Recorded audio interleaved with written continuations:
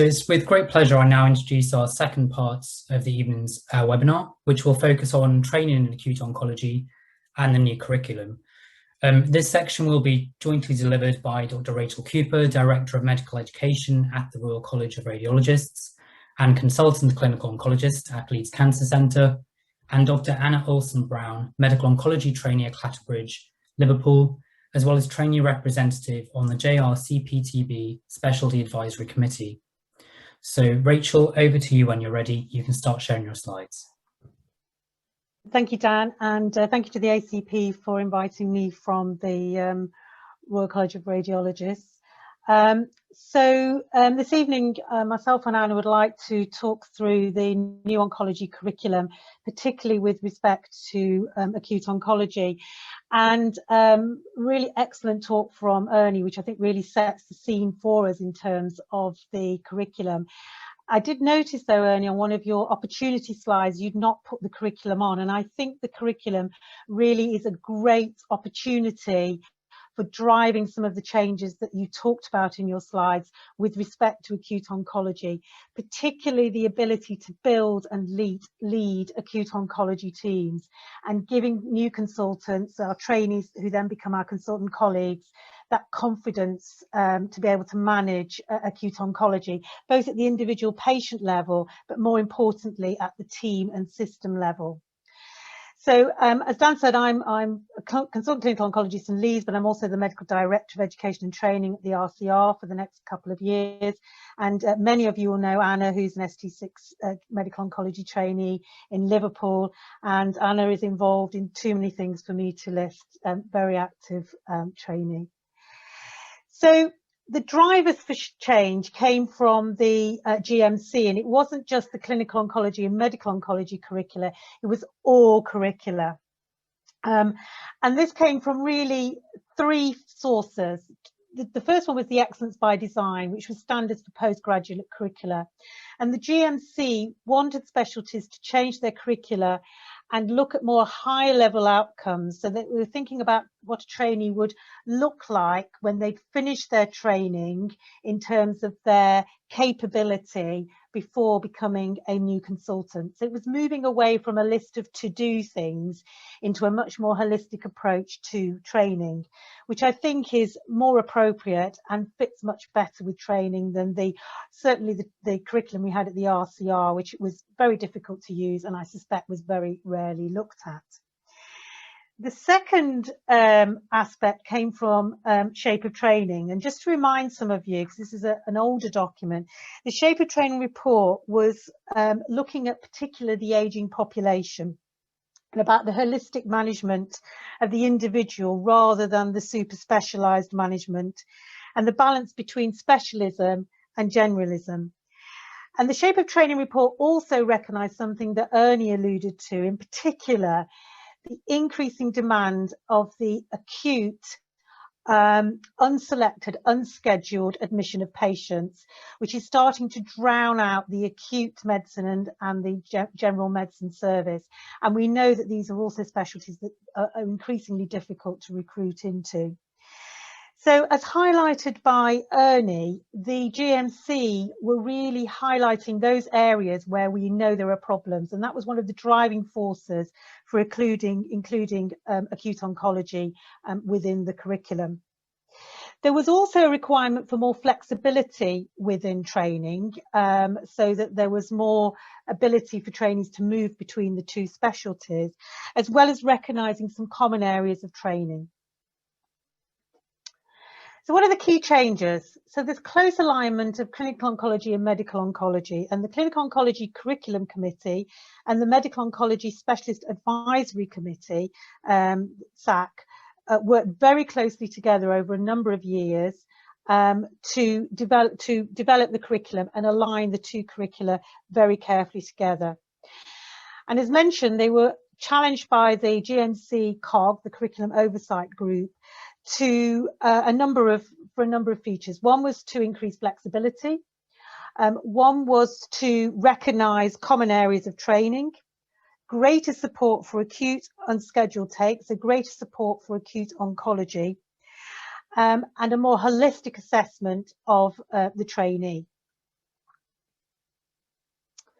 So the training pathway will be very familiar to you, but there are some key changes. Trainees will come in having done at least the foundation year and 2 years of internal medicine, having gained MRCP, and that's common to both specialties. If trainees do an additional year, that's not detrimental, that's completely flexible. They'll go through selection into either clinical oncology or medical oncology, as we do now, but the first ST3 year will be known as the Oncology Common STEM year. And medical and clinical oncology trainees will work very closely together, following the same curriculum. During that first year, the focus is on developing generic and core oncology capabilities, with less focus on the specialist medical oncology and clinical oncology capabilities. At the end of the first year, they will have an identical ARCP grid for the different specialities, and then they will peel off into the different specialties, with clinical oncology having a further 4 years and medical oncology a further 3 years. Although, as many of you know, there's a real drive to move towards assessment by capability rather than purely by time. This means that there is some flexibility with the Oncology Common STEM years, that if a trainee decides they wanted to switch specialties after 1 year, whilst they'd still need to go through the same recruitment process, that first year would still count. And that met with the requirements of the GMC. So the curricular structure is based on a smaller number of higher level learning outcomes, which are called capabilities in practice. And beneath these capabilities in practice, there are also descriptors, which I'll talk about in a moment in relation to acute oncology. We need to remember that these are exit outcomes. So we don't expect every capability to be achieved to the highest level within those early years of training. And different trainees will gain these capabilities at different rates due to personal circumstances and different opportunities in their training. So they describe for us what we want a trainee to be able to do, what we want them to be capable of once they gain their CCT and become a consultant. In the curriculum, the outcomes have been, as I said, been called capabilities in practice, and they're divided into 3 groups. So the generic ones, and they're common to all physician specialities. So they're around about communication, team working, the NHS structure. There are then some shared oncology SIPs, which we've developed jointly, and that's where acute oncology comes in. And then there are specific ones to both clinical oncology and medical oncology. So, for example, in medical oncology, as you can imagine, many of those are specifically related to radiotherapy. So this is the acute oncology SIP, and as you can see at the top, sorry, just go back again. As you can see at the top, we have the higher level outcome for acute oncology. So this is about being able to deliver the acute oncology take, being able to manage patients with acute oncology problems, being able to communicate and work with different healthcare professions. So that was something that Ernie really brought out, being able to work with the acute medics, or where patients coming in to the service, or out in the community. So beneath that high level outcome, you will see there are some descriptors.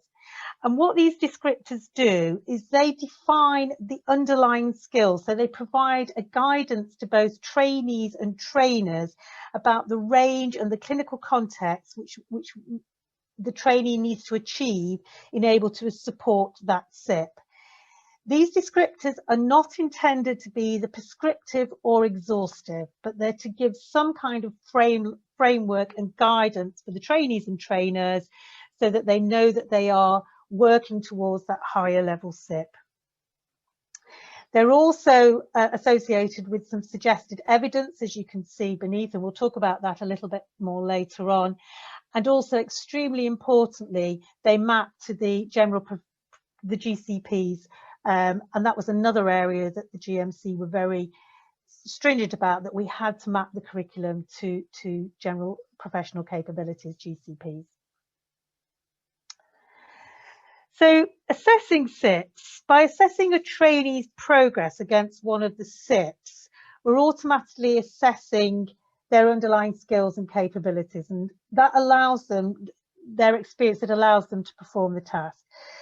So what we're saying is if they can be entrusted to perform the task independently, then they must also be competent in the underlying skills. And this allows us to streamline assessment by looking at a number of competencies in one go, rather than having this approach of having a sort of tick list of being able to do X, Y, and Z. And importantly, if the trainee is not yet capable of performing the SIP independently, we can look at those descriptors and we can drill down into each of the underlying competencies that are still missing. And then we can focus feedback and additional training into those areas. And in that way, the model allows the trainee with their trainer to build up their capabilities within each particular SIP. So that would apply for acute oncology. And that allows us then to develop the assessment of the SIP through entrustment scales. And this is just a really simple way, it's quite intuitive, of saying where the trainee is in their ability to deliver that SIP. So beginning of their training, they'll obviously all be on a level 1, which is entrusted to observe only. And then as they progress through their training, their ability will increase until they get to the point where they can act unsupervised and are working at the level of a consultant. And for acute oncology, by the end of their first year, so the OCS year, we would expect trainees to be working across that acute oncology SIP at level 3. So that's entrusted to act with indirect or minimal supervision. And to put that in your head as to what that feels like, that would be that the doctor, the consultant, or their supervisor might not be physically in the hospital, but they would be easily available for consultation or discussion about patient care. So that's just to emphasize there, if you look, acute oncology is SIP 8, and that's the full SIP, and as you can see in the OCS year, that's at level 3. You'll also notice that across the training, up until the final year, and this is obviously the clinical oncology grid, but the medical oncology grid is the same, so that would be at the ST6 level, and they're not expected to reach that level 4 until the very end of the training. So why might that be? Well, the first thing to say is that acute oncology is not just about the OCS year, and this is a really important message that we want to get over. And I think there's been some initial confusion about this, particularly as we're expecting trainees to attain quite a high level for acute oncology in that first year. But this is about training in acute oncology throughout the training, and that's really, really important. And that's because it's not just about that ability to manage patients, but it's about preparing trainees to shape and run acute oncology services. So reach that next higher level that Ernie was describing so eloquently. Furthermore, the acute oncology SIP does meet the shape of training requirements by supporting the acute unscheduled care. But as Ernie said, acute oncology, and as we will hear later on in the meeting, is delivered in many different ways throughout the UK. And so the acute oncology within the curriculum is not prescriptive, it's very flexible, and therefore it reflects how acute oncology is delivered locally. And myself, Louise Leon Andrews, have visited many clinical oncology and medical oncology training programs where we've discussed how individual training programs or individual hospitals might deliver this training in acute oncology. And as I emphasised before, the entrustment level applies to the whole SIP.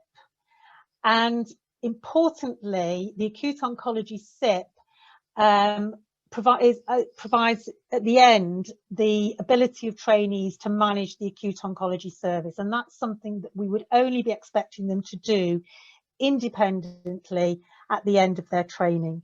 But this fits in very nicely with some of the themes that Ernie was trying to bring out. So what specifically is within the curriculum to guide you as to what trainees should be doing alongside the SIP? So the 3 areas that we've already heard about: the acutely unwell patient with suspected new cancer diagnosis that might be coming in through ED or through the AMU. So the ability to investigate, investigating of imaging that suggests cancer, identification of a primary site for those with metastases, and management of metastases in patients with CUP or MUO. The second area is the management of the acutely unwell patient who's currently receiving SAC and/or radiotherapy, and that's particularly a management of the immunocompromised with an infection, increasingly important immunotherapy toxicity, and then rarer aspects of acute oncology such as tumor lysis syndrome. And the third group would be the acutely unwell patient who may be suffering from the complications of the cancer rather than the treatment. So we're very much aware of those patients with cord compression. Pain is a particularly difficult area, metabolic disorders as well, VTE, paraneoplastic syndrome, seizures, reduced GCS. So that whole range of complications related to the cancer. And obviously in this area particularly, we would be working very closely with our palliative care colleagues as well. With respect to supervision and how do these trainees know that they're gaining the structured training with the clear educational objectives? Well, trainees can be assessed and supervised by any member of the acute oncology team, and that doesn't necessarily mean it will be a clinical or medical oncology consultant, because we know that in some smaller cancer units, for example, the acute oncology may be run by an acute physician, may be very much clinical nurse-led as well. So the requirement is for those people to have been properly trained, and they are then able to assess and supervise trainees in following the curriculum. However, the important point is that it must involve structured training. So there must be clear educational objectives that relate back to the capability in practice in acute oncology with those descriptors underneath it, so that we know that our trainees are getting the right training. There must be effective feedback, and there must be an opportunity to develop. And that's why we've said that being on call is not sufficient to reach that higher level capabilities within the acute oncology aspect of the curriculum. It may form part of it, but on its own, it's not sufficient. And that's what some of the training programs have been struggling with a little bit.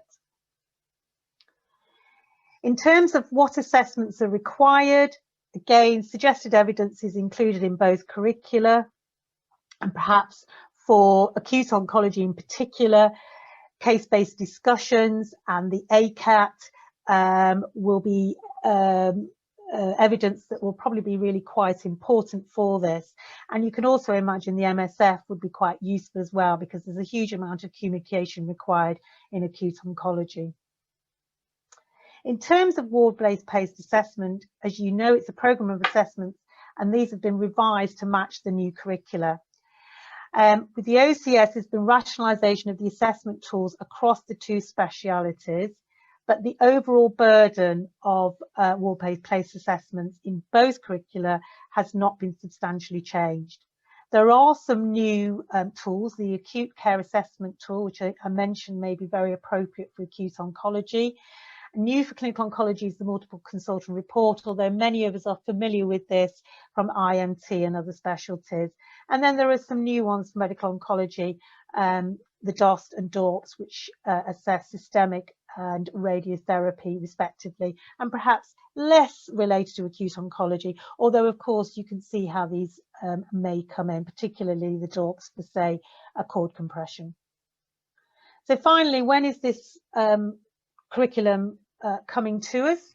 Most of you, I hope, will now be aware that all of the new trainees that were recruited in this last round, including the 50 new places that we have across clinical and medical oncology, will start on the new curriculum in August, September of this year. Current trainees will transition to the new curriculum after their ARCP, unless they are due to CCT within 1 calendar year. It's been recognised that this may have some impact on less than full-time trainees, so the GMC, following pressure from colleges such as the RCP and the RCR, are looking at whether there may be some flexibility around that. But this is very near, it's very new, and I know that in most training programmes, both across clinical and medical oncology, there are quite advanced plans as to how they're going to implement both the OCS year and, importantly, the acute oncology training so that we can achieve what we want the curriculum to achieve in terms of training our future consultants in acute oncology. Thanks. Rachel, can I just ask a few questions before Anna talks? There was, I think Francis might have covered this in the chat, but I think it's an important point around when the clinical oncology trainees would be expected to do their FRCR Part 1. Well, we'd still be expecting them to do the FRCR Part 1 at the end of their ST3 going into ST4 years. So the intention is that they would still follow the basic science course that would enable them to pass the exam. But we're also anticipating that the medical oncology trainees will also follow that course, because at the end of that first OCS year, it's important that both trainees, all trainees in oncology, because I prefer to call them oncology trainees, have achieved and have experienced and have the same opportunities in training, because the whole idea is that that year should just be seamless between the two specialties. So if they want to swap, that whole year will count, and that's really, really important. And another question about trainees that are maybe, you know, a couple of years into their training already, who I guess maybe more for the medical oncology trainees who may not have gone through the radiotherapy planning observations, etc., that the trainees coming through now will pick up in their first year. What's the expectation for some of those trainees if they're moved onto the new curriculum? How do they sort of play catch up, if you like, if all they've done is on call in the past, for example? Yeah, so there are some tools that both the RCR and the RCP have developed in terms of migrating between the two curriculum. So we're not expecting trainees who are already established in their training to go back and try and match up what they've done and what they haven't done. In terms of things like DORPs, Ruth, off the top of my head, I can't tell you what the requirements are later on in their training, but I think that, you know, there are some opportunities for people to pick those up, mainly through things like acute oncology.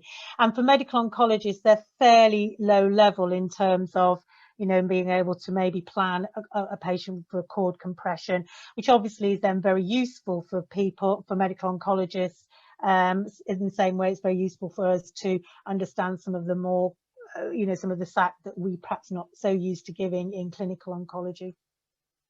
But it's definitely, you don't need to go back and start trying to match this with this. There is a way that you can very seamlessly migrate onto the two, migrate from one curriculum to the next. Yeah, so there's a question there about if you did want to switch. Now, my understanding is that year would count, but you still have to, have to reapply to switch. Is that right? Unfortunately, it's not as flexible as perhaps we would like, because basically that year counts, but you have to go back through recruitment. And so, of course, there's no guarantee that you would get a number in the same hospital or department. So in reality, I'm not sure how much that flexibility is there and people will use it. But we do know that there are some trainees who decide they're in the wrong specialty. Absolutely.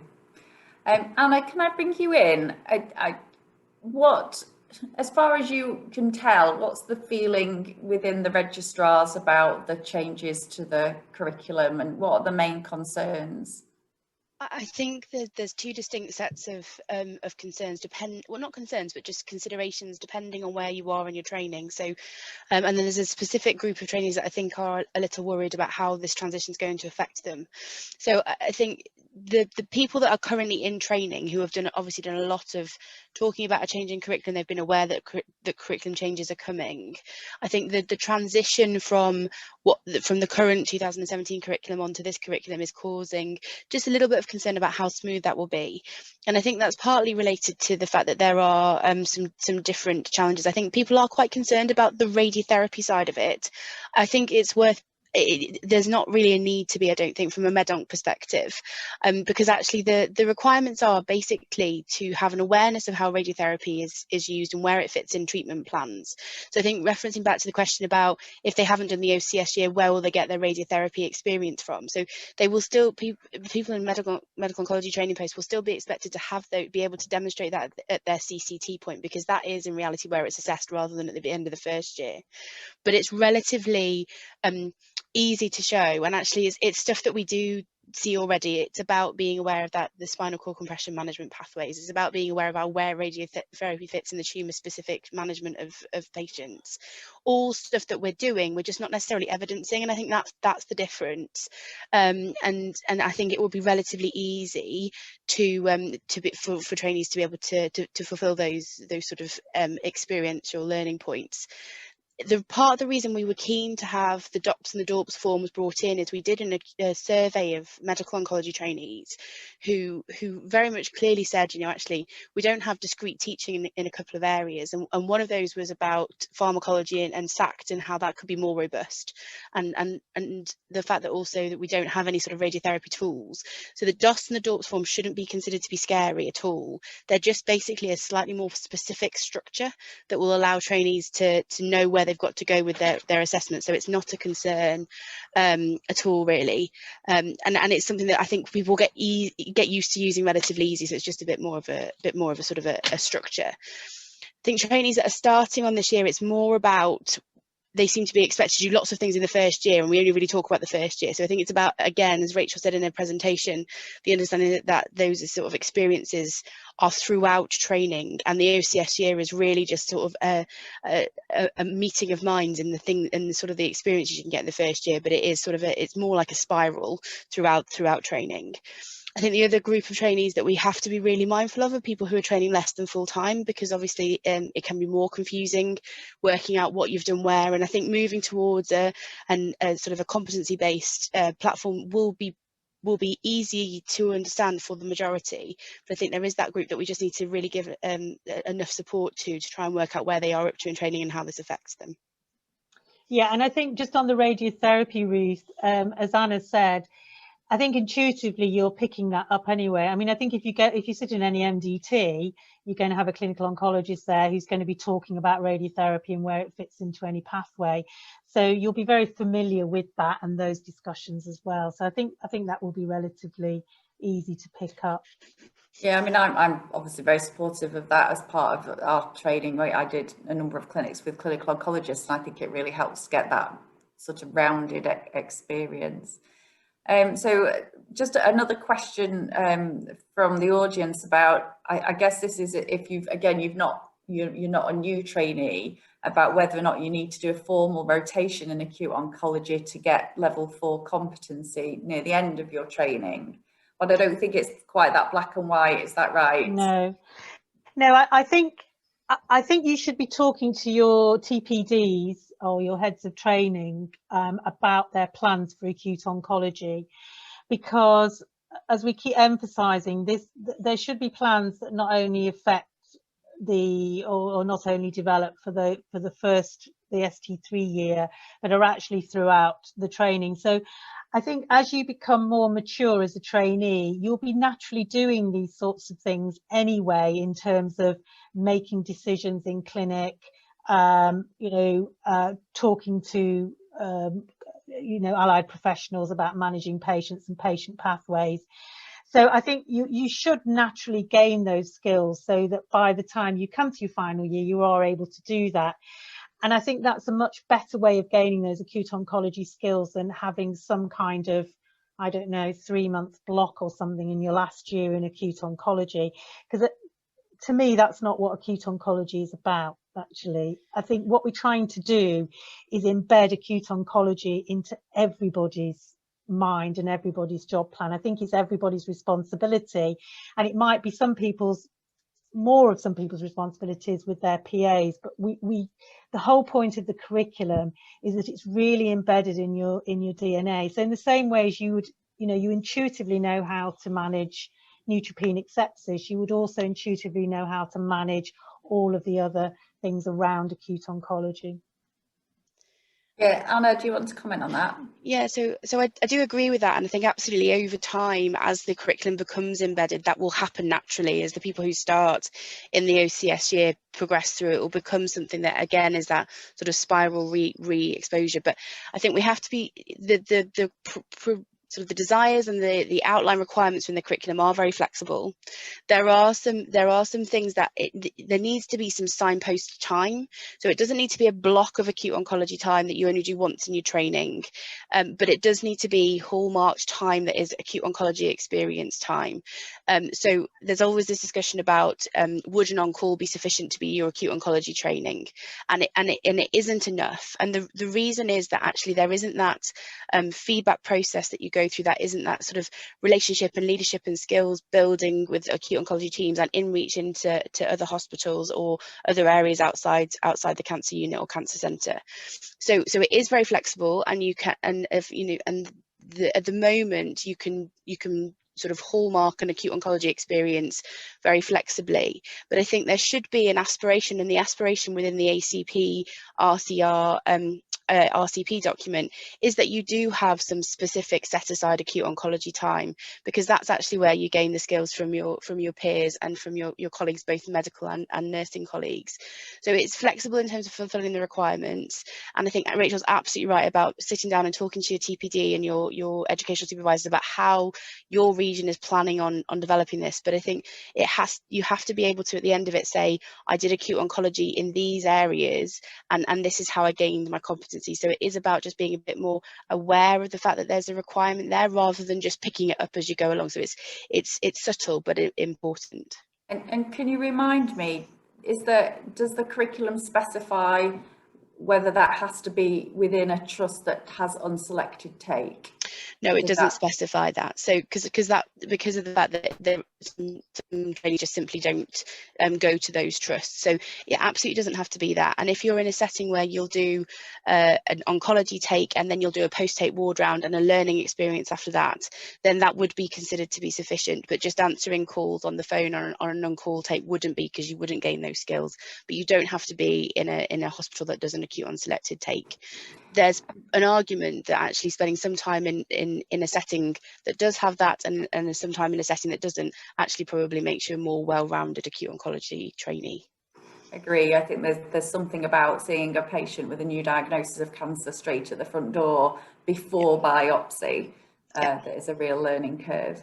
And can I ask you both, how obviously the curriculum has come in almost at the same time that the junior doctors have been applying for their posts. So do you think this is going to be a bit of a shock for the new STs, that it's not all about the physics of radiotherapy and the minutiae of phase 1 studies, and actually there's much more general medicine within oncology than perhaps has been traditional? Certainly from the oncology oncology trainees that I've spoken to, there's been quite a lot of awareness about the fact that this changed. I think it's worth remembering these trainees are the trainees that have been through IMT. They're aware of shape of training. They're aware of the changes that in training more broadly. You know, actually as it stands, they're the first people that have done IMT training as well. So you know, that they're a group that have been through a lot of change already, which is both a good and a bad thing. You know, but I think they are aware of the fact that there is that desire for generalism, and actually generalism within an oncology setting is actually I think most people are sort of aware and actually quite looking forward to it. I think that flexibility between understanding a little bit more about both of the specialties is quite useful, but they still, certainly the groups that I've been speaking to, they still very much sort of identify themselves as a clinical oncologist or a medical oncologist. So I don't think it will come as a surprise. I think it will be a learning experience for all of us to work out how to deliver that over time. And I'm not sure this year will be the year, you know, I'm not sure how we do it this year will necessarily be how we deliver it going forward. I think it's got to embed, and it's got to sort of ruminate a little bit, and we've got to support those trainees whilst they're going through that experience, because ultimately it's their training at the same time. Yeah, I would totally agree with you. And I think, you know, the issue we have when we have patients come in with an acute oncology problem is that they also come in with multiple other ones as well, don't they, Ruth? And I think that's sometimes what is very difficult, particularly for older consultants like me, to manage. And I think our trainees are absolutely brilliant at managing that kind of holistic picture of the patient. And I'm always very, very impressed and grateful to them for doing that. I just want to address one question which keeps coming up, that people keep asking about. You know, does the new curriculum detract from higher level radiotherapy skills? And it does not detract from higher level radiotherapy skills. Those higher level radiotherapy skills in the clinical oncology aspects of those SIPs are all in there. There's interpretation of radiology, there is volume definition, there is brachytherapy, there's radioisotopes. They're all in there, and it does not detract from that at all. But we have to remember that our profession, you know, as we become clinical oncologists, is just not about delivering you know, high level specific radiotherapy. It's about managing the whole patient as well. So it's skilling everybody to be able to do all aspects of clinical oncology, as Anna, I'm sure, will agree, the same for medical oncology. Yeah, so I realise we're getting short time, but I do agree. And I think one of the things that's really important for everybody to be aware of is when we were developing the curriculum, there are generic SIPs, there are joint oncology SIPs, and then there are medical oncology SIPs and clinical oncology SIPs. So we haven't lost that depth and granularity of experience within each of the individual specialties. And actually, I think we spent a long time actually considering what they were and how we better define those so that we don't lose those skills.